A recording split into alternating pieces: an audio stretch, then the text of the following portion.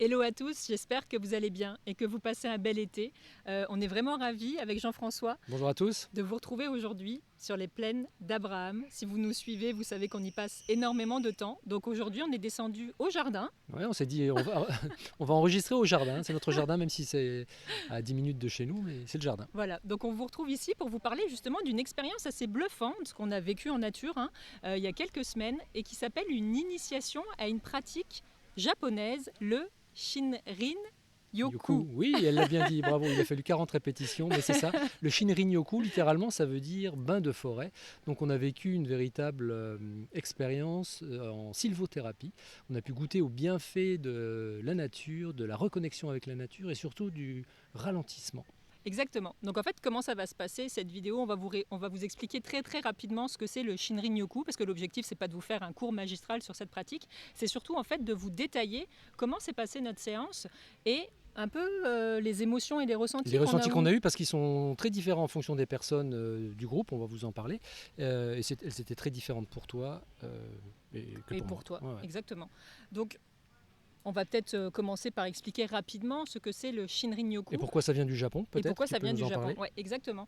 Les Japonais, en fait, travaillant beaucoup plus que nous et étant aussi beaucoup plus connectés, c'est dans les années 80 en fait qu'est née la sylvothérapie, le Shinrin-yoku, pour répondre à un besoin de déconnexion et de détente.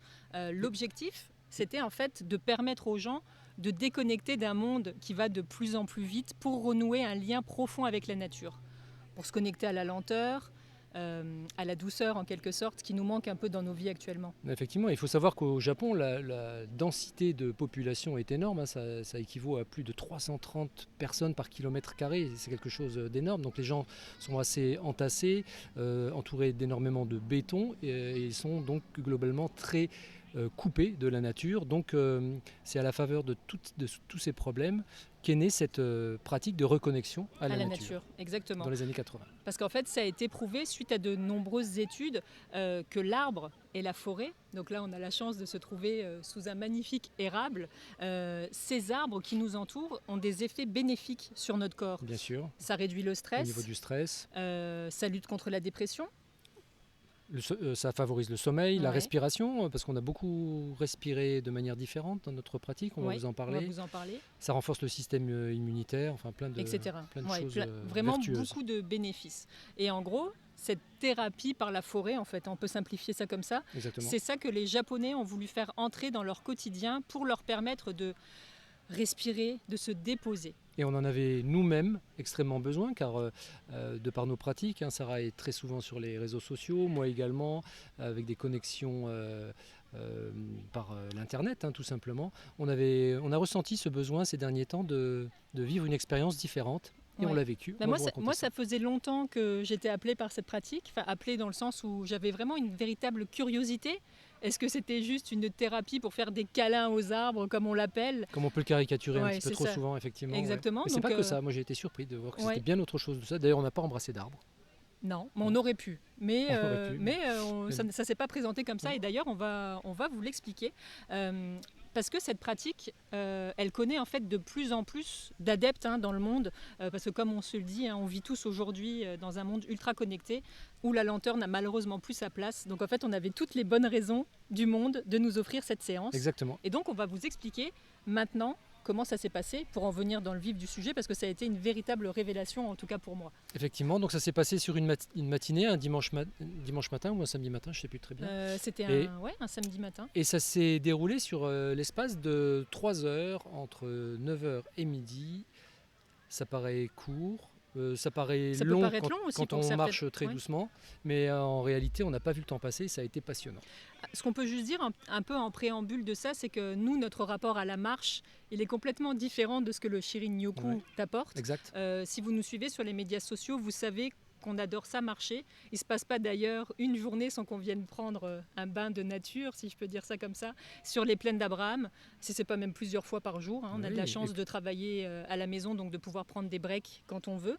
Et puis on randonne beaucoup et on fait beaucoup de kilomètres sur les sentiers. Le Québec est une province extrêmement généreuse de par sa nature et il y a des kilomètres de sentiers de randonnée un petit peu partout et on adore ça.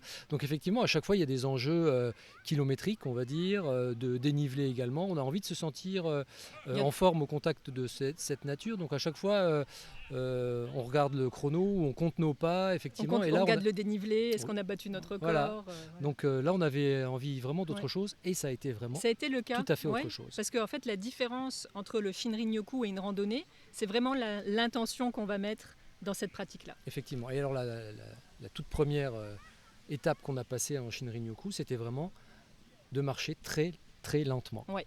En fait, on est arrivé au domaine de l'Haute-Binière, en Chaudière-Appalaches. Il y a un groupe de 10 personnes. Une dizaine de personnes. 10 personnes, oui, c'est ça. Une dizaine de personnes avec un guide. Parce qu'en fait, une séance de Shinrin-yoku, ça se passe avec un guide certifié en pratique, comme quand vous allez faire du Reiki ou de la sophrologie, ou vous êtes guidé par quelqu'un dont c'est le métier, ou le yoga exactement. Et là, c'était un guide certifié Shinrin-yoku qui nous a accueillis dans ce magnifique domaine avec 10 autres personnes. Et donc, au départ, on s'est tous mis en cercle. Ouais. Elle nous a expliqué un petit peu ce qu'on vient de vous expliquer là, comment allait se passer la séance. Et donc, dans un premier temps, elle nous a invités à respirer. Donc, on a fait des exercices de respiration. D'éveil corporel, puisqu'on a fermé les yeux et on a fait quelques gestes de mise en mouvement. Et ensuite, on a fait un petit cercle de parole. En fait, la guide avait un bâton de parole qu'elle a passé à la première personne. Et ensuite, chacun a pris la parole. Et la seule question à laquelle il a fallu répondre, c'était comment ça va aujourd'hui. Voilà, exactement. Et c'est déjà une étape un petit peu particulière parce que quand on doit juste dire comment ça va, on se rend compte que les émotions peuvent remonter très très vite en fait. Et c'est ce qui s'est passé avec certains membres du groupe qui étaient plus ou moins, on va dire, aux prises avec des émotions compliquées, avec des situations de vie compliquées. Et très rapidement, les émotions sont là. Quand on dit comment ça va et qu'on a l'occasion de libérer sa parole, ça peut être assez soudain, assez brusque, mais les larmes peuvent sortir assez rapidement. C'est ce qui s'est passé pour une ou deux personnes dans ce groupe. Ouais, c'est ça, exactement. Moi, le sentiment prédominant pour moi, c'était l'impatience parce que j'étais assez excité de voir à quoi ça allait ressembler. Et je vais vous en parler après, mais mon impatience a été rapidement calmée. Ouais. Et toi ? Moi, je me suis tout de suite vraiment sentie bien. J'étais aussi impatiente, mais ça, j'ai envie de dire, c'est une seconde nature chez moi, donc c'était pas très surprenant. C'était plutôt ok. Je m'installe dans la pratique, je respire. J'ai 3 heures pour moi, c'est parti. Okay. C'est parti, ouais. Ces 3 heures-là, elles sont pour moi et pour la nature, donc on y va. Et donc, à la fin de ce petit cercle de parole, la guide nous a lancé sa première invitation. Parce qu'il faut savoir qu'une séance de Shinrin-yoku, la guide ou le guide nous lance des invitations. C'est-à-dire que là, par exemple, dans notre séance qui a duré 3 heures, elle a pu nous inviter à 4 ou 5 invitations. Et donc, dans ces invitations-là, donc là, par exemple, la première, c'était... de marcher très lentement pour rejoindre la rive du fleuve qui se trouvait en contrebas à, on va dire, 10 minutes à pied, sauf que nous on l'a fait en 30 minutes, sais pas, parce que une des choses les très importantes quand on fait une séance, c'est de couper complètement son téléphone portable, il n'y a plus de notion de temps, il n'y a plus de notion de rien du tout, c'est d'être complètement connecté à soi et à la nature, il y a juste ça qui compte. Et c'est ce qu'elle nous a demandé pendant cette première marche qui était silencieuse aussi. Qui était silencieuse et qui se faisait vraiment très au ralenti. Oui, en fait, elle nous disait, si vous voulez savoir si vous êtes au bon rythme, si vous êtes beaucoup trop proche de moi, c'est que vous êtes déjà beaucoup trop rapide. Exactement. Donc en fait, là, l'objectif, c'était vraiment de marcher très très lentement. Et en fait, de manière assez surprenante au départ, ça paraît presque impossible de te dire je vais marcher, mais quand je vous dis lentement, c'est lentement quoi. C'est essayer de marcher lentement, et ben ça sera encore plus lentement. Voilà, c'est ça. Essayez de marcher lentement dans votre salon et vous allez essayer de faire encore plus lentement que ça et vous serez au rythme où on était ce moment-là.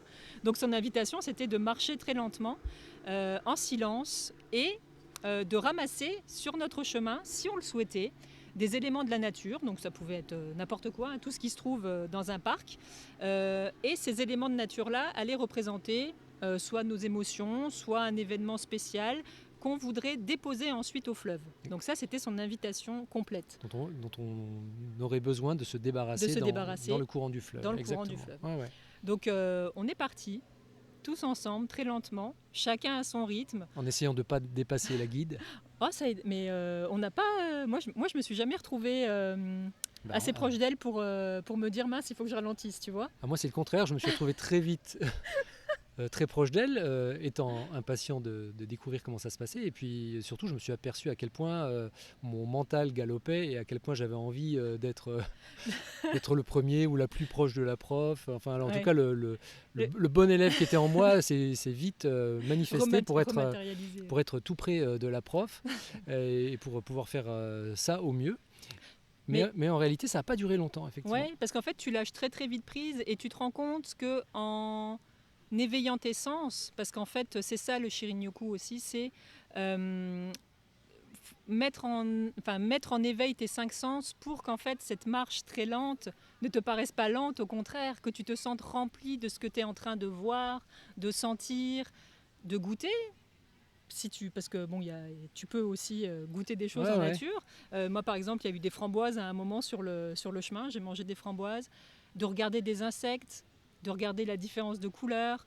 Là, très vite, tu te rends compte que tes 5 sens peuvent être tellement remplis de tout ce que tu vis qu'en fait, le mental lâche. Ouais, et la lenteur n'est même plus un sujet. C'est ça, et le mental lâche assez rapidement. Moi, je sais que pendant 5-10 minutes, j'étais dans mes pensées en me disant « je ne vais pas y arriver, qu'est-ce qui va se passer ?» etc. Et effectivement, comme le dit Sarah, dès qu'on commence à regarder à droite à gauche, à chercher des choses devant nous, à sentir les choses, il y a un moment donné, on marchait sur un sentier en gravier extrêmement bien rectiligne et je me suis amusé par exemple à fermer mes yeux et à marcher juste en me repérant à l'oreille, au bruit des pas des gens qui étaient pas loin de toi, à ressentir le froid, les différences entre l'ombre et le soleil sur ma peau, et très rapidement on rentre dans un autre monde et on s'aperçoit que le mental lâche très facilement. C'est vraiment impressionnant. C'est comme une espèce de méditation qui n'en est pas une en fait. Par exemple, pour des gens qui n'arriveraient pas à méditer, qui n'arrivent pas ou qui ne veulent pas ou qui n'aiment pas ça, parce que tu peux ne pas aimer méditer, tu rentres dans une espèce de contemplation méditative qui est assez impressionnante. Exactement. Et ça se fait très très vite. Tu lâches très vite en fait avec tout ce qui t'encombre. Exactement. Moi j'ai été vraiment favorablement impressionné par ça, par la capacité de la pratique à faire lâcher le mental. Et véritablement, si vous avez des soucis pour méditer, faites l'expérience parce que vous allez voir que à mon sens, c'est beaucoup plus simple que la méditation pour le coup. Je trouve aussi. Bon, voilà. Mais je pense qu'aussi le lieu et la nature font qu'en fait, tu te sens plus facilement en lâcher prise que tout seul assis sur ton lit dans ta chambre. Oui, très certainement. Peut-être. En tout cas, c'était assez intéressant à voir se dérouler au rythme de nos pas. Le mental se bat pendant 5-10 minutes et puis au bout d'un moment, on s'aperçoit qu'on n'est plus du tout dans le mental, mais qu'on est dans la connexion avec soi-même. On est on vit le moment, on est dans l'instant présent en fait, réellement. Par les sensations. Par les sens. Par les sens, ouais. Et donc, tout au long du chemin, si on le voulait, on pouvait ramasser des éléments naturels. Donc moi, très très vite, j'ai été attirée par ramasser des feuilles qui pouvaient ressembler déjà à des feuilles d'automne. Si vous ne le savez pas encore, l'automne, c'est ma saison favorite. Donc je pense que j'ai été attirée par ces feuilles d'automne. Et en fait, plus je les ramassais, plus j'avais l'impression de ramasser mes dernières peurs. C'est un petit peu étrange, mais vraiment très vite, en ramassant ces feuilles, je me suis dit, tiens, c'est bizarre, pour moi, elles vont symboliser les dernières peurs que j'ai besoin de lâcher. Je suis dans un moment de ma vie où je change beaucoup de choses et par exemple, je suis toujours aux prises avec la peur de manquer d'argent, la peur du regard des autres, la peur du jugement. Et je me suis dit, tiens, en ramassant chacune de ces feuilles-là, est-ce que je pourrais pas mettre ces dernières peurs symboliquement dans ces feuilles ? Tu as confié tes peurs à l'automne. Ouais, j'ai confié mes peurs à l'automne et au fleuve après. Et toi, est-ce que tu as ramassé des choses Alors moi, ce qui s'est passé, c'est que pendant les 5-10 premières minutes, je cherchais. Je me disais alors je cherchais à l'extérieur et je cherchais à l'intérieur. Je me disais mais qu'est-ce que je pourrais emmener au fleuve que symboliquement je pourrais offrir à l'eau pour me débarrasser. Mais je cherchais aussi en moi des émotions ou des sentiments dont j'aurais envie de me débarrasser. Et en fait, rien ne me venait. Puis mon mental commençait à s'accrocher à ça en disant mais attends, cherche bien, forcément il y a un truc qui va pas, nanani, nanana. Tu peux pas aller que bien, vas-y, tu vas trouver un truc. Et au bout d'un moment, à la faveur de ce que Sarah vous décrivait tout à l'heure, c'est-à-dire que mes sens commençaient à s'éveiller à tout ce qui était autour, j'ai entendu en moi s'est ouvert une sorte d'espace et j'ai entendu en moi mais laisse laisse faire, profite de ce moment. Et en arrivant au bord du fleuve, tu vas trouver de quoi te débarrasser. Et effectivement, en arrivant au fleuve, mais vraiment sur les derniers mètres, j'ai failli marcher sur une plume. Donc j'ai pris cette plume et j'ai été la poser dans le fleuve. Est-ce que tu avais l'impression qu'elle représentait quelque chose à ce Mais moment-là je suis quand en train tu de l'as... chercher et je sais plus. Mais Mais en tout cas, je me suis dit, c'est ça. Je vais poser ouais, la ouais. plume Bah, dans l'eau. Ah oui, mais je sais ce qui s'est passé. C'est qu'en faisant ce geste, je me suis aperçu que le fleuve aussi amenait des détritus sur la plage. Et j'ai trouvé ça ah oui, assez étonnant que nous, on amène des choses qui a priori sont négatives, qu'on veut rejeter. qu'on veut rejeter, qu'on veut abandonner au fleuve.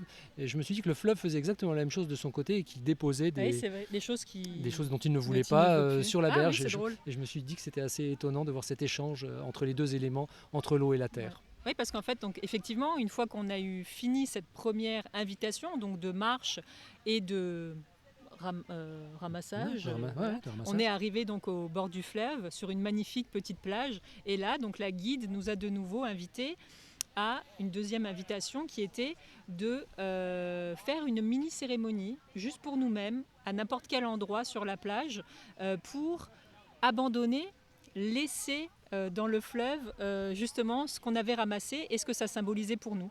Donc là, tout le monde s'est dispersé sur la plage. Moi, j'ai été quand même assez loin. J'avais besoin de marcher avec mes feuilles pour me préparer à cette mini cérémonie. Pour t'isoler. Ouais. Voilà.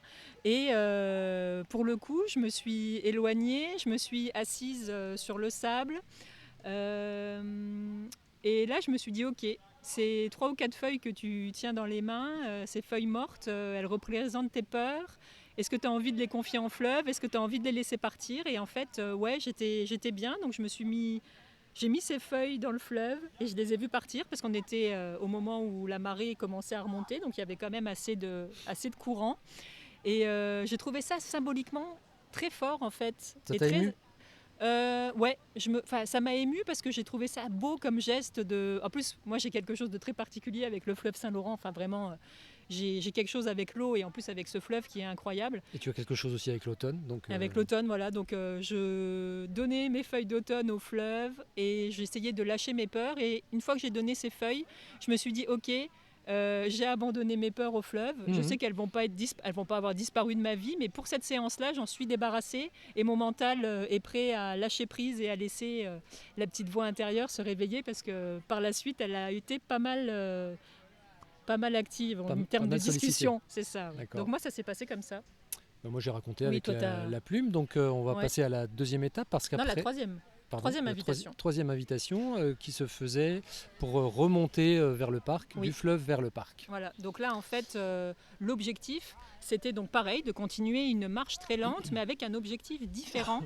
C'était d'observer, dans un premier temps c'était de prendre de la hauteur sur nous-mêmes, c'est-à-dire de se voir, avec un peu d'altitude. Comme du point de vue d'un aigle par exemple. Voilà, c'est ça. Et en même temps, pour solliciter les sens, on devait observer les changements de température sur notre corps, puisqu'en fait on allait passer d'un endroit qui était complètement ensoleillé à une montée qui était dans un endroit très ombragé et très humide. Donc on devait observer ce que ce changement de terrain allait faire sur notre corps. Donc voilà les deux invitations qu'on avait dans cette troisième étape. C'était de continuer notre marche lente, pardon. Parce que ça s'est fait vraiment au même rythme qu'à l'aller. Ah bah, même rythme qu'à l'aller, dans une pente un peu. Et d'observer ce qui se passait en nous avec ces changements de température et le fait de se regarder d'en haut. Ça a été quoi? Ça a donné quoi de ton côté, toi? Alors de mon côté, le fait de ressentir les différences de température sur mon corps, je le faisais déjà avant, je l'avais fait on va dire intuitivement avant, en fermant les yeux, donc j'ai continué à le faire. Et puis de me voir avec un peu d'altitude, moi j'ai fait le lien direct avec cette plume que j'avais trouvée en arrivant au fleuve, et je me suis dit... tout à l'heure, je me posais la question entre la terre et l'eau, ces échanges de détritus, de pensées négatives qui se faisaient entre ces deux éléments, entre l'eau et la terre. Finalement, ils trouvaient une résolution vers le ciel, finalement, avec la symbolique de cette plume et avec cette invitation de notre guide qui nous demandait de nous regarder à la verticale. Donc j'ai trouvé que tout ça il y avait un sens à tout ça. Tous les éléments étaient un petit peu réunis. Je trouvais ça chouette et ça m'a bien apaisé. Ouais. Moi, ça a été vraiment une belle expérience, surtout de me regarder d'en haut en fait, parce que j'avais l'impression que c'est comme si elle m'appelait à faire un petit bilan, tu Ah vois, ouais, sur ce que, ouais, ouais, une prise de recul. comme une prise de recul sur ce que j'étais en train de vivre, et sachant que ces derniers mois sont assez bousculés, mais ont été bousculés pour tout le monde hein, dans les derniers mois, vu ce qu'on vit et traverse actuellement au niveau mondial, et puis voilà. Mais en fait, je me suis sentie bien. En me regardant d'en haut, je me suis dit que je me sentais à ma place dans cet endroit-là, à ce moment-là en tout cas. Ah, c'est beau. Et dans la nature. Et dans la nature, je me disais qu'il y a quelques années, j'aurais trouvé ça complètement perché, complètement fou d'aller marcher avec 12 personnes au ralenti. Et là, ça te Et paraissait là, ça me normal, paraissait normal, aligné. aligné, j'étais bien et je me disais que... Du coup, à ce moment-là, je me suis dit beaucoup de choses, mais c'était pas mon mental en fait qui me parlait à ce moment-là, c'était que là, j'avais vraiment cette connexion avec ma petite voix intérieure, avec cette part de moi qui sait beaucoup de choses. Et là, elle était contente. Là, j'avais l'impression d'avoir la petite fille intérieure qui sautait de partout et qui se disait ouais, c'est bon, t'as accepté de vivre ça, t'acceptes d'en parler. Et Là, c'est beau. ouais, c'était T'es- ça. Pour t'es- moi, ça a t'es- été vraiment le lâcher prise. Il s'est passé à ce moment-là. Ça a été dans cette montée, dans l'humidité. Et je me suis dit ok. Ce que je note, c'est que tu as réussi à être joyeuse et sautillante dans la Ouais. lenteur et dans le silence. Ouais, ouais. C'est Ouais, parce c'est pas mal. que C'est ouais. paradoxal, mais c'est pas mal. Ouais, mais parce qu'en fait, C'est beau. c'est tellement pas moi Que c'est totalement toi. que c'était là pour ma petite fille intérieure. Elle était Ouais, ouais, waouh, dans son génial. espace. Et elle était c'est quand qu'on continue quoi, tu Ouais, vois. ouais, dans son espace. Ouais, c'est beau. Donc voilà. Étape Donc, suivante. donc on est arrivé, on est retourné donc en haut. Enfin, on était de nouveau au niveau du domaine. Et là, on a eu une quatrième invitation. Donc d'abord, on a fait quand même un cercle de parole avant cette quatrième invitation. Donc on s'est remis en cercle. La guide nous a de nouveau passé son bâton de parole. Et là, donc, elle nous a redemandé comment on allait après ces 3 premières invitations. Donc là, chacun a dit un petit peu comment il se sentait. Elle nous a posé une autre question aussi, il me semble, non? Non, après, elle nous a Non. proposé l'activité suivante, L'activité suivante, qui consistait à une chose assez C'était- surprenante, c'était de se choisir un arbre. C'est ça, c'était hein l'appel de l'arbre, elle a dit. L'appel de l'arbre. La quatrième invitation, donc en fait, on devait se promener dans un périmètre bien précis qu'elle avait défini et on devait se diriger vers un arbre, donc l'arbre qui nous appelait en quelque sorte, et passer en fait un moment avec lui. En silence, En silence. à ses pieds. Elle nous disait qu'on avait une vingtaine de minutes, donc on pouvait vraiment prendre le temps de juste apprécier ce moment avec l'arbre. Donc, je te laisse peut-être commencer pour dire comment tu as été appelé, ce qui s'est passé en toi. Et puis... Il faut savoir que c'est l'endroit dans lequel on était, c'est vraiment un endroit un petit peu comme ici, dans lequel il y a énormément d'arbres d'essences différentes. Et moi, j'ai été attiré tout de suite vers un petit pommier. Il y avait 3-4 pommiers qui étaient alignés. Il y avait plein d'autres gros et beaux arbres, mais j'ai souhaité aller vers un petit arbre qui n'était pas trop ombragé et qui laissait un peu passer le soleil.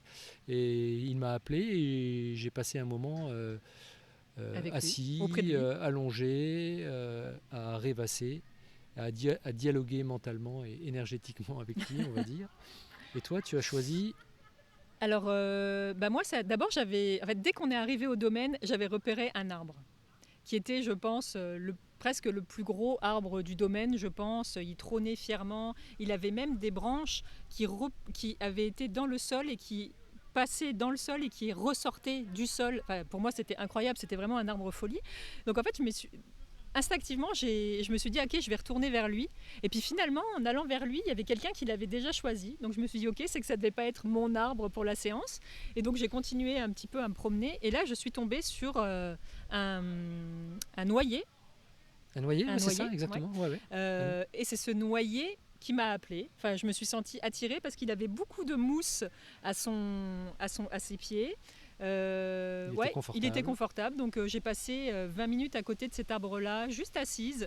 J'ai même mangé un fruit à un moment donné parce que j'avais un petit creux et que je me suis dit tiens, je me sens bien de manger un fruit à cet endroit-là. Donc voilà, on a passé 20 minutes au pied d'un arbre Et puis à après, juste regarder, ouais, c'est l'observer. à essayer de se mettre en connexion avec lui. Ouais. Alors, on pouvait faire ce qu'on voulait. Je ne sais pas s'il y a des gens qui Par qui ont exemple, il y a une embrassé dame l'arbre, qui était. Ça, j'ai qui pas ont vu. enlacé l'arbre. J'ai pas vu, mais en tout cas, il y avait une dame qui s'est endormie. Celle qui avait Ouais, choisi ouais. un arbre que j'avais vu, elle s'est endormie. Il y a d'autres qui sont restés debout. Moi, je me suis assise instinctivement, mais chacun a pris sa position. Et donc, à la fin de ce moment-là, la guide est venue nous chercher les uns après les autres. Et là, de nouveau, elle nous a lancé une 5e invitation. Donc la 5e invitation, c'était de se mettre en binôme. Donc bon, nous, on s'est mis ensemble. Et d'aller montrer notre arbre à notre binôme et de lui expliquer pourquoi on l'avait choisi. Et ce qu'on avait ressenti pendant cette petite période de connexion avec lui. Et ben voilà, donc on s'est visité on a visité nos arbres l'un l'autre. Ouais. On s'est expliqué les raisons pour lesquelles on l'avait choisi. Ouais. Parce qu'en fait, on devait expliquer en quoi cet arbre en quoi on pouvait s'identifier à cet arbre. Qu'est-ce qui nous avait attiré chez lui qui pouvait nous représenter. C'était ça aussi. Ouais, c'était ça, exactement. Ouais. Et après, elle nous a rappelé, on s'est mis à nouveau en cercle. Et là, elle nous a demandé de parler, ouais.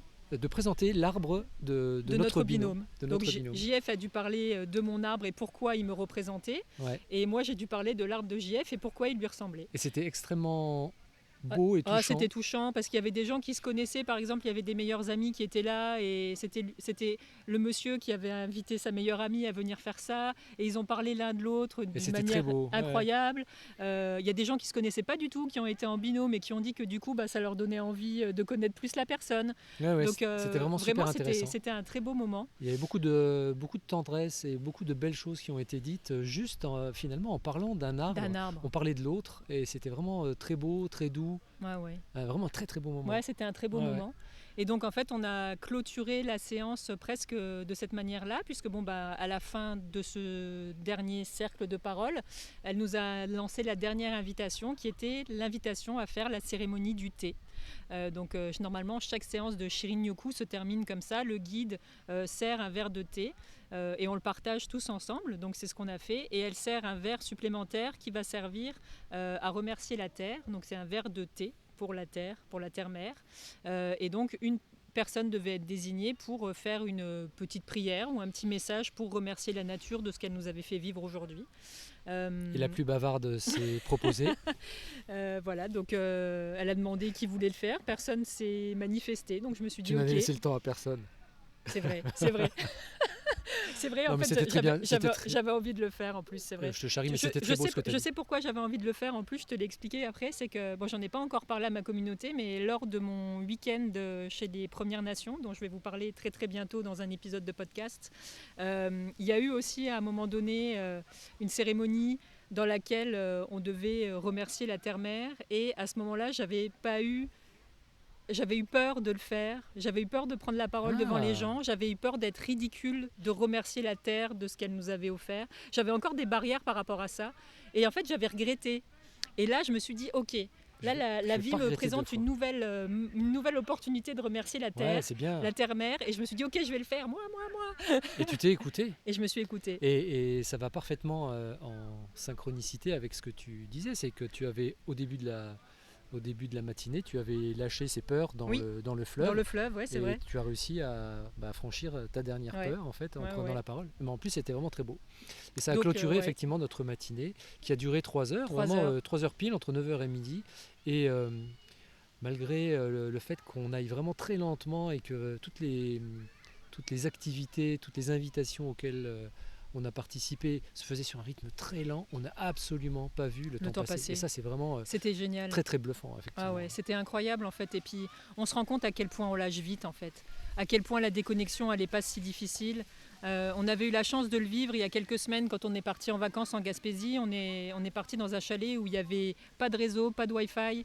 Donc on s'était retrouvé une semaine coupé du monde et en fait on se rend compte à quel point ça fait du bien et à quel point on y arrive très rapidement. Et à quel point c'est dur aussi quand on revient de se reconnecter, de se remettre dans un rythme de vie. En fait la vie va vite, le monde va vite autour de nous et en fait de s'offrir ces 3 heures-là de déconnexion et de reconnexion à la nature, c'est vraiment un beau cadeau en fait que vous pouvez vous faire et que vous pouvez faire aussi au monde qui nous entoure parce qu'il est beau en fait. Effectivement. Et si jamais vous avez des difficultés à méditer, si vous avez un mental envahissant, moi ce que je vous propose c'est vraiment d'essayer de faire une initiation, un essai de bain de forêt, parce que vraiment, vous allez vous apercevoir à quel point vous avez quand même la capacité en vous de lâcher beaucoup plus rapidement que ce que vous pensez. Ouais. Ne restez pas en échec avec des difficultés en méditation, parce que là, avec cette pratique, vous avez vraiment la possibilité de tester ça, et ça va être assez étonnant. Oui, c'est ça. Et une redécouverte de vos 5 sens, et je pourrais peut-être même dire d'un 6e sens. Mais ouais, vraiment, parce que là, on peut vraiment le tester.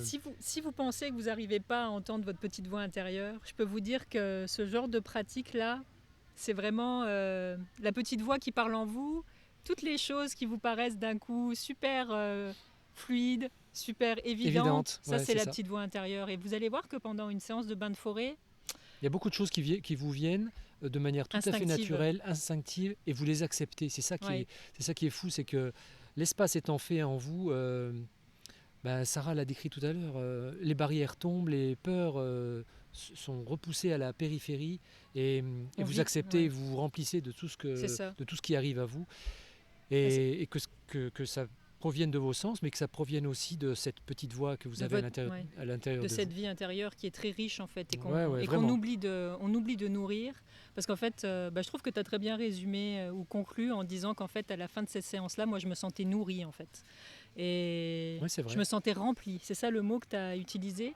et voilà, donc je pense que c'est un bon mot de la fin. Oui, parce que c'est vraiment une pratique qui vous permet de vous vider pour mieux vous remplir. C'est ça, exactement. Et vous retrouvez, excuse-moi, vous vous reconnectez à votre nature. Par la nature. Par la nature. Et ça, c'est vraiment très beau à faire. C'est très bien. C'est une pratique qui invite à voir la forêt, à sentir la forêt, à goûter la forêt différemment, et donc à vous redécouvrir différemment. Donc vraiment, on peut que vous encourager à le faire. Nous, en tout cas, on va prolonger l'expérience à un moment donné, c'est sûr. Oui, ça c'est certain. Donc, on a beaucoup aimé ça. Voilà, on espère que cette petite vidéo de débrief vous aura plu. On vous souhaite à tous de bien profiter de la fin de l'été, de vous réjouir de l'automne qui arrive, parce qu'en tout cas moi, la petite fille intérieure, elle est bien excitée. Les érables commencent à rougir. Profitez bien, prenez bien soin de vous, et à très bientôt. Au revoir, à bientôt.